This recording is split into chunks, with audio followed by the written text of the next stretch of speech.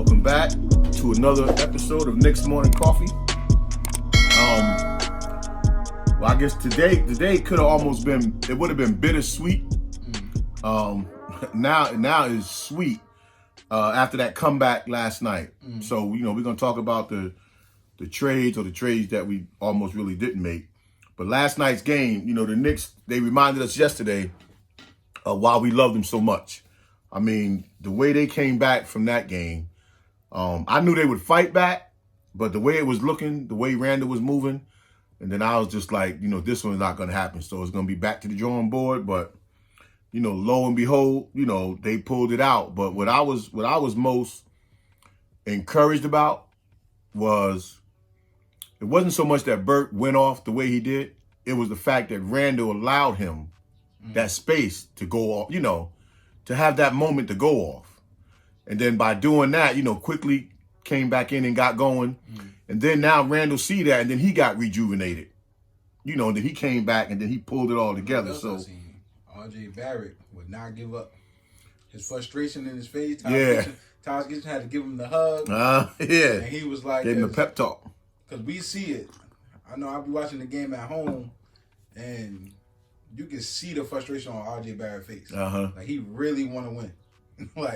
You can tell. Nah, he I mean, when you say growing pains, he's actually growing through his pains. Because the stuff that he know he's capable of doing, it's like he can see it, but it's not all falling for him as smoothly as he want to. So, this summer you go back, back in the lab, and then you come back, a little bit better. Yeah, he's working for it.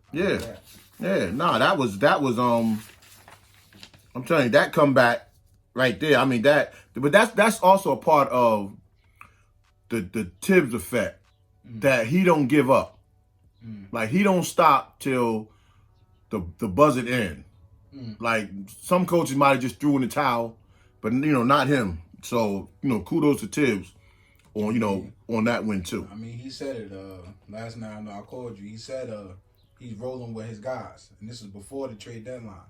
And now, get to the trade deadline, he was happy that the front office didn't just do anything, like, just to get fans going. Well, that's saying right now. Right. That's hindsight, because I mean, we're gonna talk about that. But last night, we started last night's game tied for fifth. And right now we're in fifth, but we're technically tied for fourth, but we sit in the fifth seed. And then the funny part was that last week when we were just having regular conversation after one of them bad losses, and I think we fell back to eighth. And then I said, the way this thing look like it's going, looking at the standings, and I'm standing. Well, I've been standing watching for some reason since the first game this year. I said by the end of next week, we could possibly be in fourth place.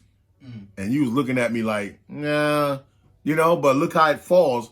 Miami lost 5 in a row.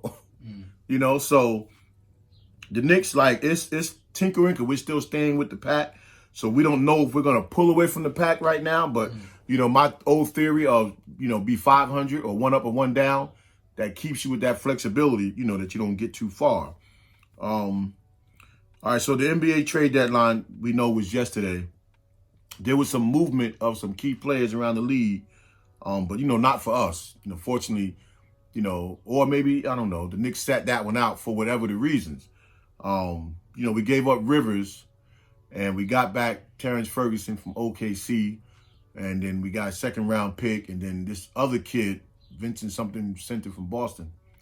When I Googled him, I was like, they just can't go on highlights, but I said, yeah, this dude looked like, I'm sure they're probably going to cut him to get his roster spot, but I mean, he looked like he's a big man that could run the floor, finish, and shoot threes.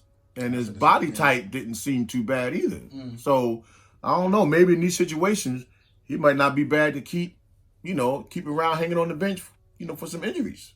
Yeah, he might be a blessing in disguise. Like, that other dude don't look bad. He's not really a shooter or anything. Ferguson? Yeah, he's a runner, and like you said, Eon said, he's a runner and a dunker. But again, I mean, we didn't lose because Rivers wasn't playing for us anyway. So, at least he's an energy guy. So you got a guy that will run the floor, probably would pick up the defense because he looks like, Ferguson looks active. And then he's also a finisher, around the rim. So, I mean, that can only push Knox into, getting more into his groove, which I thought last night, that opportunity, I think that for Knox, I think that was like a blown opportunity. But Ferguson is not really a bad player. But a lot of our rivals, a lot of them did themselves well. So, are we able to stay pace with them? The Miamis and those teams that, picked up some players. I think our best thing we can hope for right now, anyway, in the short term, is that while these players, like Miami bringing in 20-point score and Victor Oladipo, things like that, that we can still catch them napping. And while they're adjusting, pick up some wins there. I don't really think, so let's look at something real quick. I know you got a lot. Westbrook on OKC. Westbrook is a great player. But clearly something with Westbrook, whether it's the shooting, whether it's his erraticness, don't get him over the edge or barely gets him to the playoffs. Mm-hmm. Let's look at Bradley Beal, another great player. He had John Wall this time. I feel like he had great teams around him. Something about just Beal or whatever just doesn't get him over the edge. Yep. I always say this don't make me nervous when you put a Westbrook with Beal and you think the team is just going to change or just be better than the Knicks. Just because they put somebody with Jimmy Butler. Now, Jimmy Butler's a good player. And he's a good defensive player. But just because you have Victor Oladipo, we was busting them up too. So you put them together, I'm not sitting here thinking that the Knicks just can't beat them. So like all these major moves, Knicks as a team right now doesn't look bad. So that's all we all ever said. Now what happened with Bullock though last night though? I think he was hurt. Oh yeah, because I came in the game in the beginning of the second quarter. So yeah, he just didn't play tonight. He was hurt. He was hurt, and what's our center? Noel. Yeah, Noel. So yeah. This is what I'm saying. For the lack of what we have and the lack of what teams have, teams would lack somebody like what's the center on Philly? Embiid, and we still play them well. Mm-hmm. We will lack a whole lineup, and we still playing the same. Yeah, we did. So that should tell people something. Even that we didn't make no moves, we still play good. Yeah, I mean, I don't think nobody's going to knock on that. I mean, I would like to have seen a shooter, but again, where was one going to go without losing, your part of your foundation? So I'm not mad at that, especially the way Burt and Bullock, have been playing the past 3-4 games, even together, knocking down those timely shots. We need that. But getting back to your point, now the fear of Oladipo and Jimmy Butler might be a little bit more though than the fear of Bradley Beal and Westbrook, only because they bring a little bit more substance. Yeah, I like Beal and Westbrook. They just run them up, and if they're hot, they're hot, and if they're not, they're just going to shoot it, throw it up. They're gonna get the shot off at all costs. But at least Butler and Oladipo, they're going to bring a little bit more cohesion. But again, we don't have to fear anybody because. I did like one stat we had last night that usually teams with two good guards, they run all over us. And our three guards, dominated last night. They play defense. So it is, but even in the scoring, and we don't in the past, we don't normally get that. So that was just a good field win because for one of the first times I could ever remember when I was watching the game, I just laid down on the couch and watched it. And I said, damn. Like I said, you just didn't want to lose this game. Like, just to think about what's ahead. And then I remember with somebody on Instagram yesterday going back and forth that, the guy said a win is a win no matter what. But it's not no matter what because this win could catapult you into your next game, going up against Milwaukee, that feel-good game. So it wasn't just a win, and we can't be satisfied with just getting a win because the Knicks they put us in a position where as a fan, we believe they can do it. They can make the playoffs with a decent seed and then maybe even get in there and make a little bit of noise. So it's not the Knicks of the past, 5-6 seasons. Expectations, are high, and for good reasons that they're high. Yeah, we still sticking to the youth movement, but why not win? I've never seen a win like this. We ain't never been losing. It's been a long time since we come back. Yeah, and then be ahead. Yeah, they always do that to us. I ain't never seen us do that to somebody else. You know what I mean? Especially like I said, if it's Westbrook and Bill, you wouldn't think you would come back on them. Defense, high energy. Yeah, you know what I mean? Running on you. And Taj Gibson had to be out there multiple. I ain't see what happened to Mitchell Robinson. Maybe he just didn't put him back in. But the fact that he didn't even put Mitchell Robinson in to give Taj a break, it's just the way they did it. I didn't think we was going to come back. Taj was setting some good screens. The ball was moving. Quickly focused. Yeah. I mean, got to give Randall credit. Randall allowed Burke and them to do that. Listen, Burke may have found his team. I don't know why. He's a journeyman. But this is not uncommon for Burke, though. But what I'm saying is, if he's like that, you might as well just keep him on it. Well, yeah, he's on a one-year deal. I'm talking about, if he's not expensive, where he going to go somewhere else where he's not appreciated? I don't know. Try to keep him. Well, that's what he's going to give you. Yeah, he might just fall into that. I mean, I think the Knicks, you don't know what's going to happen in the summertime, because this is something that, watching, what's the name of that show with Jay Will and Keyshawn? And Jay Will said something interesting yesterday on that show. And so he was talking, I think it was with Bart Scott, and they were talking about how with the Knicks, when they make these moves this summer, how quickly is got to be untouchable. And Jay Will was like, well, I like him. He's great. He's a good player. But you can never say never. And then Bart kept saying, no, he got to be untouchable. And then Jay said that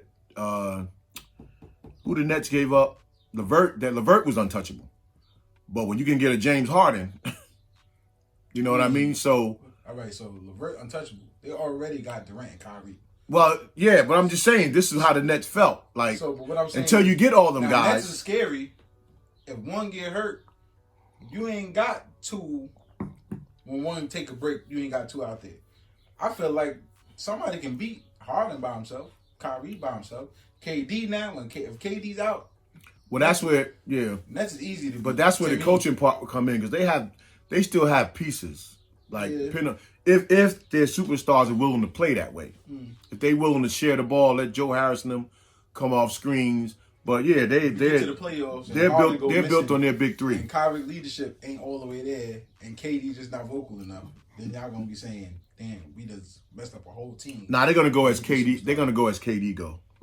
They're gonna go as. That's what I'm saying. I said if the case that happens. Yeah. Now, you just can't give up your whole team. It's like I said, we said this last time with the Knicks. Who y'all want to give up for a whole team? You ain't getting KD. You're not getting Curry. You're not getting LeBron. You're not getting AD. Well, one star is not worth it. Yeah, that's what I'm saying. So yeah, we saw that with Melo back in the day. One star is not worth. We all want Alonzo Ball. We might have took an L on somebody, but we ain't get him. So we could wait. No, I'm not mad that we stood pat, because I like our team. I just I would just like to see what transpired. What happened that we didn't make a move, and where was Tibbs and Leon Rose at? Like, did they meet in the middle and decide this is best, or this is going to be too much? I feel like what they 2 for 2, 3 for 3, whatever you want to call it. They good with me right now. We any other year, Knicks would have did something. We'd have been like, why did you do that? Well, yeah, by not making a splash, we made a splash. Yeah, definitely. So I mean, the trades, it was interesting. I was watching one of the trade tracker shows, and things was dripping in slow, and then but it was interesting just to wait to see what the Knicks might do at the last minute, because they just kept with the Andre Drummond, and knowing that Drummond's going to be bored out, somebody going to pick him up, and there's going to be other players bored out. If he's brought out and the Knicks get him, yeah, but I think like the Lakers. I mean, the Lakers get him. He definitely going to win. Yeah, the Lakers or the Clippers. That's an easy win. Yeah, one of them is gonna get him. But again, the trade it was exciting. I mean, I say this. Oh, shout out to my boy Eon. But if Drummond do get if he goes to the Lakers, I really just can't have the Nets getting the ring over the Knicks right now. The Nets? I can't have that on my heart right now. Nah, the Nets. They're gonna be there though. Before the Knicks, in all these years, I can't have that in my heart. Listen, We're not gonna live that down. we don't want that. But hey, the Nets I gonna love be there. KD So and all, but we're not gonna live that down. all right, then let me ask you this, because I was watching, then what is it? Comes on the channel, the Knicks, the New York channel. Damn, what is that? Anyway, I was watching it yesterday. The New York one? Nah, the sports one. MSG. Nah, but anyway, so I said, did I hear this right? They said when that front office confronted Randall on the trade for Andre Drummond, just to see if Drummond would be a fit. And if they did that, I mean if they did that, then that puts Randall in that, in that realm. If they went to him and said, what do you, even if they couldn't make the move, but what do you think, we should. The way Randall gave up the ball, I'd have been like, all right, Randall. But he didn't do that all season. This is the first time I seen him do But I'm just talking about the mystique of going to a star player to get their opinion. Yeah, I still don't see it yet. Maybe in the playoffs I see it. I still don't see it. Yeah, look. Y'all not getting me to buy in that Randall, because y'all wouldn't be. But is Randall that kind of? This is my question. Is Randall that kind of star? If he is that kind of star, we wouldn't be having this conversation on why we didn't get nothing in the trade. So every team got 2 and 3 stars. Everybody got to pick one. So why nobody want to come play with Randall then? Why nobody say I want to go to the Knicks? Well, it's not Randall you're going to go play with. This is what I'm saying. Any star, you got to realize this. Harden took his behind to KD. All right, but any star that come, but that's relationships too. But any star that come, they're not coming to play with Randall. They're going to come thinking they the star. Because no real NBA All-Star right now in the NBA going to feel like Randall's a bigger star than me. So Randall, is that if they putting Randall on that pedestal saying he's a star, so why Drummond, when he leave, he not going to come to the Knicks and try to go to the playoff with the Knicks? All right, but if he do... And if he do, then because if you go to the Lakers, the guys that don't have a chip in this world of, if you don't get a championship, then something wrong with you. So they lobbying up to get. So you can't fault him if he does that. Not to feel like I'm completely hating on Randall, because I do like Randall. So you asking me, is he that kind of star? Do they think he's that kind of star? They probably do. I don't see it. Because if I seen it, that means this is a no-brainer. When Drummond get brought out, he going to the Knicks. Knicks got all that money. Randall's over there. It's the no-brainer you going over there. But again, they're not coming. Business-wise. They're not coming for that reason. I'm talking about rebranding-wise. If you come in and say, I'm going to be the star, that means Randall is not the star. We can't have one conversation and have the other. If Randall's but Drummond ain't that kind of star, though. I'm talking about, so what I'm saying is, if Drummond would think, if the players would think Randall's that kind of star, they going over there. I'm not going to sit here and act like they ain't just sudden Randall in the All-Star game. They had Randall out there looking like he wasn't supposed to be there. Well, we talked about that last week. That's what I'm saying. So, different kind of stars. Yeah, different kind of stars. So now, is he a superstar? Not a superstar, but is he like a regular star? Yes. But is he be all end all? If he get traded and we get somebody better than him, I'm not losing no sleep. All right, so that's the question that we got to ask the people. Everybody else around him, I will lose sleep. We wanted to know. I'm not losing no sleep. We wanted to know, as far as last week, we said we would ask, in terms of Randall's stardom, is Randall a one-time All-Star? Is he going to be an occurring star, or is he going into superstardom? So there's 3 levels of an All-Star, because you always get those guys who make it. Every year somebody make it that don't never make it, and then you never see them in an All-Star again. So is that Randall, or is Randall one of the guys that's going to be a current All-Star that every year, or is he also going to, go up to being to that superstar level? Nah, this is it. The superstar level, I doubt. No, I mean he could be a reoccurring All-Star. He has the potential to do that. He put solid games together and stay 20-10 and keep your team relevant. He could be an everyday All-Star. I don't see why not. I mean, if there is a peak for Randall, it's probably wherever Paul George is at. That's it. And I mean, so a lot of y'all think Paul George is like bigger than what he is, but no, I always thought Paul George was overrated. That's what I'm saying. I feel like Oral. Yeah, I feel like Randall reaches that Paul George. Like he's still gonna be good, but he's not getting what he want at will. He's not. Now, last night, I feel like he did it. He shared the ball. He made the teammates better. He made some clutch shots. Does he do that consistent? No. So y'all not gonna act like he did this. But that's why I say, can he grow into? Can he grow into that? My thing is, he let Burke been doing that all season. It's like only like 2 games he didn't play like that. If Burke is the one hitting them clutch, he always hitting these clutch shots. So why Burke is not getting that? I mean, no. I mean, come on, you can't. I'm for Burke and I'm for Bullock. Only because they can find the basket, but we got to be realistic too. That's just not gonna happen like that. Hold on. All right, so we stopped with Randall as an all-star. So but again, I was just intrigued that the coaches seen him that way that they would even ask him his opinion. So, but again, back to that. Kudos to Randall again. All right, so let's say this. Right now we got 23 wins, right? Last year we only won 21 or 22. Vegas put us at 22 and a half wins. Now we already past that. And then I was listening to that yesterday, and I'm like, sometimes, and a lot of times they're close to being right, but nobody really knows. You know what I'm saying? Like, you can look at people's upside and potential and say, okay, this the way their schedule go, but the players got to go out there and play.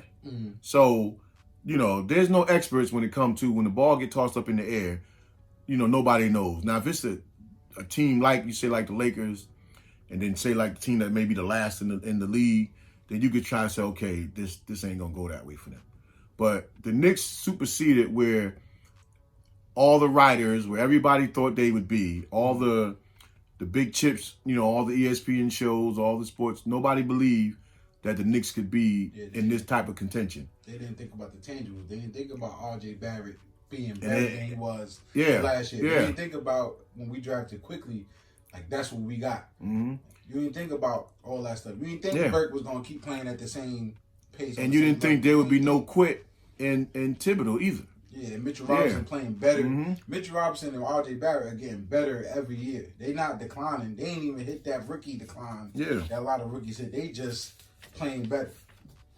Especially Mitchell. I was shocked. Like, you come off an injury like that, usually big men are scared to jump and dunk. He must have been, because it was his hand. So he must have been feeling better way before he was allowed to play. But that just goes to show it's even us, when we we make these predictions, and sometimes we right, sometimes we close to being right, sometimes we off, but that's just what it is. Because I listened to everybody that talked about all the people that we was going to get. If I wasn't smart enough to know that ain't how it goes down, then I'd be sitting here scratching my head today like, turn that camera off, right? So, but now here's a topic. 3 of our coaches, our assistant coaches, Woodson, Kenny Payne, and Johnny Bryant, all will eventually be offered contracts to go coach in college. And some of them may even have to leave if it goes down before the season is over, right? So would that put us in a predicament? Tom Thibodeau said he would not oppose any of his coaches leaving, for an upgrade in a job, and actually didn't sound too over concerned about losing anybody.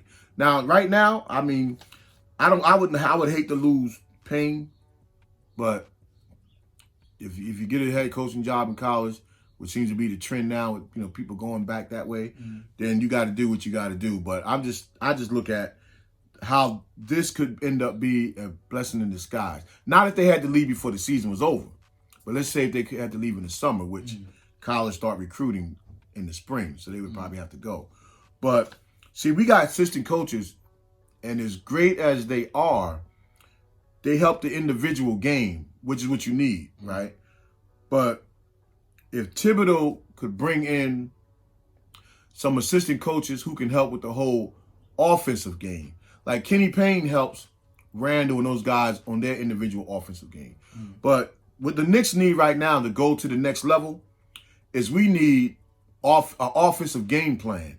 So we don't really have that system in place. That's why the players get to make a lot of decisions on their own. Because we don't have, especially at the end of the season, at the end of the game, out of bounds plays. Like, we don't have a whole lot of that, a lot of success in that. even when I think it was like a 5-game stretch when every time Burke took the ball out of bounds, something bad happened. Like, go to somebody else. That's not Burke's forte. You know, nobody could get open. He couldn't. He just throwing it to the other team, turnover after turnover after turnover. So we had to lose those guys, and I really don't want to lose Payne, but I would like to see us bring in an offensive machine type of a guy who can put us in situations in those close moments that could probably give us more wins, because we're confused when it comes to a lot of those type of plays, and a lot of that's left up to the players, and we really don't got them kind of players that you could just, you know, do that, leave it in their hands all the time. You know, even with Quickly though, like he'll come down when he maybe should just keep on going to the lane. You know, sometimes he'll just stop and, you know, look around, see who's open. Sometimes we need a guy just get into the lane and dish it off. You know, get as deep as you can and then find the open man, something like that. So, hate to lose Woodson. You know, I'm not actually. I don't really. It don't matter to me if we lose Woodson. It don't really matter to me if we lose Bryant. But I would hate to lose Payne. But again, if we're gonna lose him, bring in somebody who on the offensive end, because Tibbs, you got the defensive end covered.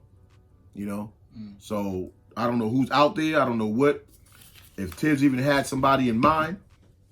But again, he didn't sound overly concerned, you know, about losing him. All right, so let's get to this thing we was talking about this morning with the Phil Jackson. Of course, you know, Phil just won't go away. Back in the news, you know, blaming Carmelo for the Knicks' lack of success and saying that Melo, you know, wasn't capable of being a leader of a team. And you're saying that when you're the coach. And then now you're blaming the media and the front office and everybody else, you know, for nobody wanting to come here. So was Phil your boy, Joey, or no? No, it wasn't. Because I'm like, you took that $60 million, even though to your credit, you turned the Knicks down 3 times and they kept coming back with more money. And then you just said, you know, I'll take it. So, but once you got the job, you didn't do anything to try to upgrade that team. You forced a system on them a triangle system that you weren't the one to be there, the actual coach, that Derek Fisher didn't even want it. And he played in the triangle. So, you know, that whole thing with Melo, like you feel is supposed to be smart enough to know that your best player don't have to be your leader. Like, when did all that really start transpiring that the best player, it used to be the best, it wasn't the best player. You know, it was, like say a guy like Gibson, you know, Taj, he would have been the leader of a team. Like, you know, when it came to Magic in them, that was different. But it was always in the other teams, it was never their best player, you know, that was the leader of their team. It was a role player, you know, a guy that was, you know, great in stature, that kept everybody in line in the locker room, kept everybody on time for practice, things like that. The best players went out and score buckets. You know, so Phil, you know, you playing yourself, but that's just regular jealousy from a lot of the coaches in the past 5 or 6 years that couldn't turn the Knicks around. And so now they're going to harp on the fact that, you know, now that we're better than mediocre, we're with the pack. Yeah, because we know as Knicks fans or everybody else, everybody blames Dolan. Dolan ain't the one on the court. Dolan's not the one making the sole decision. He might make the money decision at the end of the day, but they failed. We always say why this shit didn't work, coaching. We always say why this didn't work, management. Right? So when you do something right, so even with Nick Media, right? When you do something right, Nick Media is gonna forgive you. We was like, Porzingis, who's that? You said Porzingis was good, you can't pass that up. Porzingis at 29-9. Everybody didn't know, right? So when Porzingis started doing good, unicorn. So the media is gonna make up for their mistake. Yeah. But for everything else, no, that was y'all. That was now look at media now. They came at us for OB quickly, then they apologized. Everything they getting tired of apologizing for what the office is doing and what coaches is doing and players is doing. So now they really just talking good about the Knicks. To tell you the truth, I don't see a bad thing about the Knicks yet. And if it is, it's for like 10 seconds and then something good happens again. So everybody riding this wave. Yeah. Exactly. So yeah. But Phil just had a lot of nerve to say that because Melo didn't want to lose his no trade clause, that's the reason why you wasn't winning. So why you ain't getting nobody to play with him? Not even that. Why don't you just Phil Jackson? come down, you coach the team the way you want to coach the team. You know what I mean? So that's just a lot of, but not just him, I'm pretty sure, and I love Fizdale, but I'm pretty sure he's sitting there scratching his head. Who do we have before Fizdale? Like people are probably like, why could this be me? And the reason why it probably wasn't you is that Thibodeau is no nonsense. Like he literally holds you accountable. So hey, we here. The Knicks is doing great. And ain't no distractions. Thibodeau ain't got no show on MSG. So hey, yeah. Y'all worried about looking cool in front of That's the right. camera. You know what? He don't. He don't. So Yeah. He's coaching. He's doing his job. Yeah, that's kind of crazy. I mean, Every maybe coach because of the pandemic, but wow. Think Yeah, about it this way. He's the only coach. That's some extra bread he ain't got. Yeah, he ain't doing no other show breaking down what they doing in the locker room. Nah. Everybody quiet. The front office quiet, coach is quiet, and the players is quiet. We ain't got no player out here selling clothes or nothing. We will. They keep up this winning streak. Somebody gonna be selling something. But in terms of with the trade, Randy gonna be selling Soul Glow in a minute. Randy, you take them braids out. So being that we didn't really make the trades, that's gives us a chance to maybe try to unlock Obi and Kevin Knox. Because now what if Ferguson comes in here and steals their minutes because he's an energetic guy? So when we also don't know who the Knicks made when somebody buys somebody out, we also don't know if they're going to pick up somebody because a lot of people are going to get bought out. Not on the Knicks, but on the other teams. Yeah. And then we still have Pinson on our team, who's also a roster spot. Even though I want to keep him, I think he keeps the guys loose. He's up there like a cheerleader. Like, unless you had to get rid of him, I say keep that guy. You need a guy like that in your locker room. Cheering everybody on. He's the first one there when they come off the court. He's cheering them on during the game. He's in their ear. So I like that about the Knicks. Yeah, I don't see them getting rid of him. I see them. Knox is might be slow for Knox because he's not getting no better, and he's really not giving. If he could just like look at Ntilikina. At least Ntilikina's coming off. He's still giving you defense. But see, one thing he's not consistent. Like we'd be happy 1 minute with him, and then we'd be like, man. Because we don't. I think we need to get out and run. I think for him and Obi right now, we need to be able to just get out and run. Like put them in there with. I know I said that before with Rose and Quigley and everything be pushed. Like even in practice, do it where for the 5 minutes everybody up and down the court, no matter what, the ball is being pushed, and get them going because you give them away. And somebody else gonna get it. They still gotta find a way. Where Obi is, he can push because he seems like he push it by himself. It's just that when he gets to the rim, he got to make a decision. Like you said, he got to dunk. Yeah, but it's not. But he's not even getting there enough. It's not even like he's pushing and dunking on somebody. Look, get him off that perimeter and get him hanging around the rim. Where he'll be more comfortable. To our guards. Like if we had a ball, maybe they getting more alleys. You know what I mean? Maybe. Nah, but he's putting himself. I don't know if that's plays or it's when he's putting himself. I know because he's used to having the ball. So you coming out on the wing waiting for the ball, but I don't know. Well, Obi, I'm not. He's a rookie. We give him Knox all his time, man. I'm not coming down on Obi. We never know. Maybe next year when remember coronavirus, he has more time with the team. Obi gonna be good. Obi gonna be good. So I'm not really worried about Obi right now. If he's not good today, he'll be good tomorrow. Knox on the other hand, you in trouble. Leave my boy. Trouble. All right, so. Again, trade deadline came and gone. The Knicks are still the Knicks. He had an excellent win last night. A lot to be proud of. I think we've shown this year the comeback ability, not just to come back in the past when we get stuck at the end. So the Knicks is on their way. It's going to be a good Friday for me. Follow me rather on Instagram. And I'll be checking to see, put something up to let me know you're there. And I want to be able to do some daily lives, because so much go through my mind through the course of a day about the Knicks. So I want to be able to share it with y'all and get some of y'all's feedback. All right, so. Put in the comments if you follow. Ask your brother, your cousin, your sister, your uncle to come follow so we can talk to y'all. Let's do this. Let's go Knicks. Peace.